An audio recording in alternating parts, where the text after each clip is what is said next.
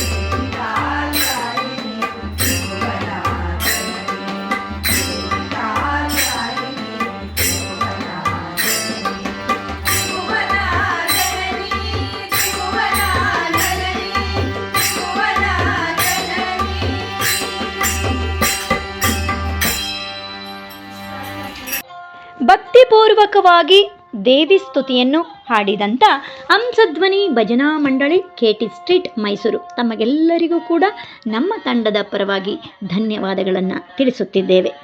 ಹಾಗೂ ವೀಕ್ಷಕರಿಗೂ ಕೂಡ ಮತ್ತೊಮ್ಮೆ ಮಗದೊಮ್ಮೆ ಧನ್ಯವಾದಗಳನ್ನು ತಿಳಿಸುತ್ತಾ ಸರ್ವರಿಗೂ ಶುಭವಾಗಲಿ.